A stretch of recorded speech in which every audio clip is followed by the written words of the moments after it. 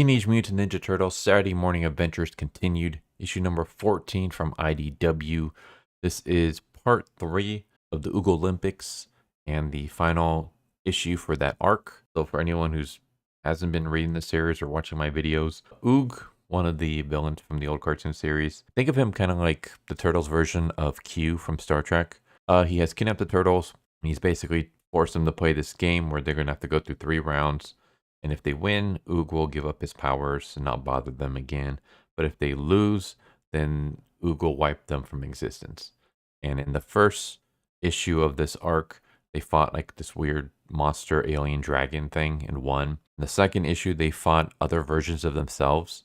So they fought like the Mirage OG version, Rise of the Teenage Mutant Ninja Turtles, the Nickelodeon Turtles, the 2003, 2004 cartoon Turtles. I forgot what year that came out in. But basically, yeah, alternate versions of themselves. And they lost. And then it turns out that it wasn't alternate versions of themselves. It was just Creepy Eddie creating nightmare versions. And then the cliffhanger for the last issue was Oog bringing every single villain from the past, present, and future of Teenage Mutant Ninja Turtles. And I was like, oh man, okay. I was trying to do my best to remember all of these names. I think I remember these villains. It's Triceraton, Krang, Shredder, obviously. And then I believe this is Dreg and Tempestra. Yeah, Tempestra.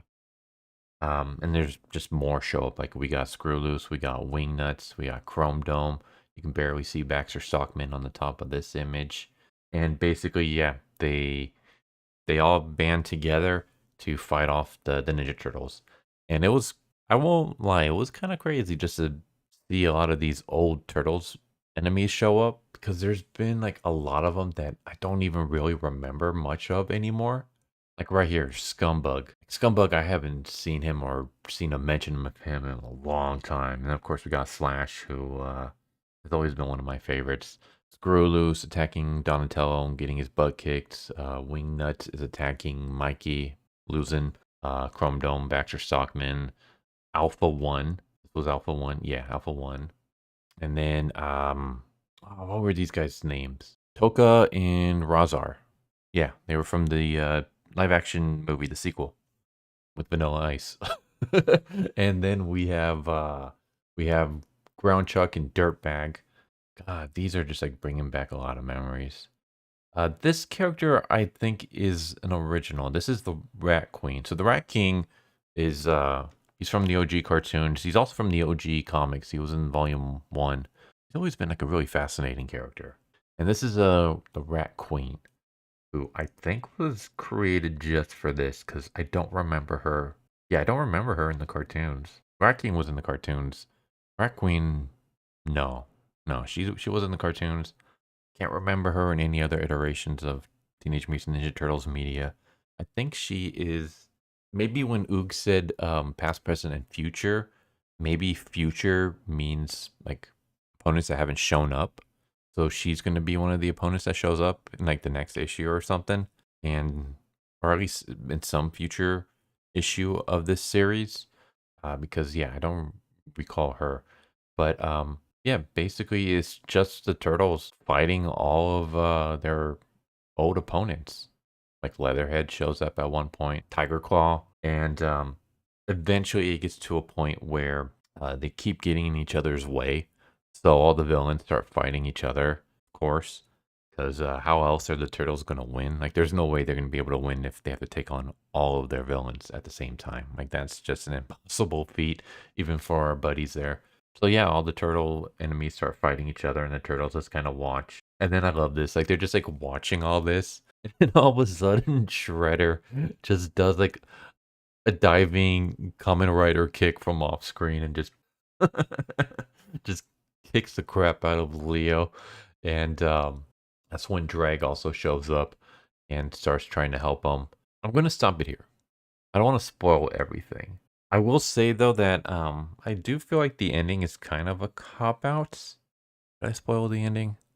I'm gonna spoil the ending. So if you don't want to hear the spoiling for the ending, just skip. I'll put a time code here to skip to like my final thoughts, and you can just skip to there. And like with the final thoughts, I won't spoil the ending there. So spoilers in 3, 2, 1. So the ending is basically that Donatello realizes that these are villains from the past, present, and future. And he's like, wait a second. If these are from the future, then that means that we won. Because if Oog wins and wipes us from existence, then these villains from the future that we haven't seen before until now, we will never meet them because we wouldn't exist. So there'll be like a time paradox.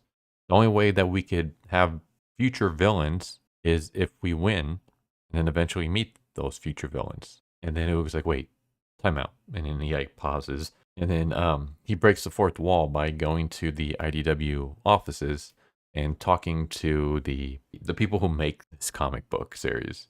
He talks to them and he's like, wait a second, like what's going on here? Like, and they basically explain that, oh yeah, we can't let you erase the turtles because they're too popular. So you're gonna have to take the L on this one. And he's like, ah, damn it. All right, fine. So yeah, he teleports back and then he realizes, okay, well, you guys win then. But I never said I'd give up my power if you guys lost. I just said I'll give up some of it, not all of it. So yeah, I'm going to get rid of the power of perfect recall for the script of every movie made in 14 different dimensions. There you go, boom. And then he teleports the turtles back to their own time. And there's a little bit more. I won't spoil that because it's not really important. But this part right here, I don't know. I mean, I thought one, it is kind of clever about the fact that, hey, Leo does point out the fact that we have to win this because we can't be fighting future villains if we lose, because then we won't exist. So then we would never see those future villains. But I didn't care for the fact that Oog just gives up as soon as he realizes that. Like I was kind of hoping he would put up some kind of a fight, or maybe the fact that there is a paradox would just motivate the turtles to fight even stronger and win. I don't know. To me, it feels just like a little bit like a cop out, especially when like Oog literally breaks the fourth wall and then meets with the creators of the comic and then basically says, yeah, why can't I win? And then they basically say, oh, like turtles are too popular and you're not. So bye. So yeah, I don't know. It feels kind of, it reminds me a lot of the last issue where we set up that the turtles are going to fight alternate versions of themselves. And then not only do we not get a fight really, but then it turns out that it's not even alternate versions of themselves. It's literally just fakes that Eddie created. So I was like, oh, okay. So like they didn't even get to fight alternate versions of themselves. Like that would have been cool. And then I feel like this one was also kind of a cop out where we have like this cool, great setup for a battle.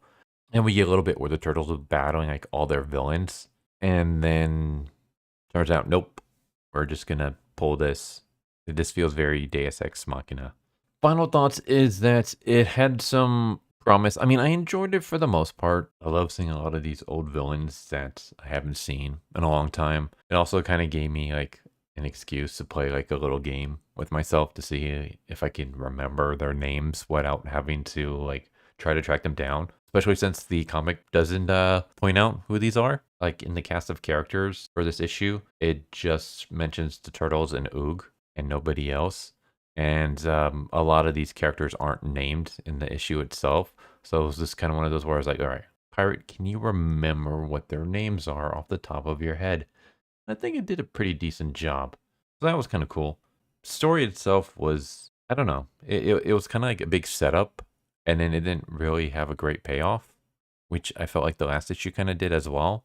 Where like it's set up for the turtles to fight alternate versions of themselves.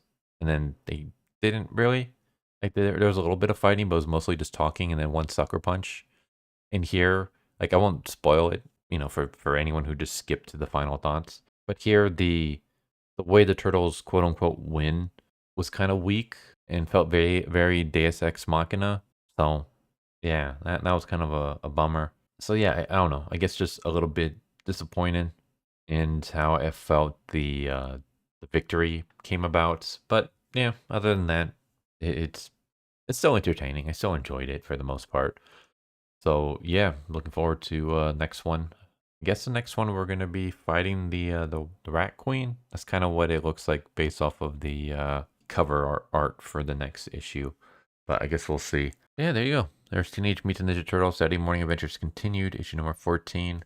The Turtles basically fight every single one of their villains from the OG. Well, not every single one, but basically like 15 or 20 of their OG villains. So that was kind of crazy. But yeah, hope you enjoyed and hope to see you next time. Take care. Later. Thank you for watching my video. I hope you enjoyed it. If you didn't, I still want to thank you for watching it this far, and I hope the next one is more to your liking. With that said, thank you once again, and I hope you guys and gals have a good one. Later.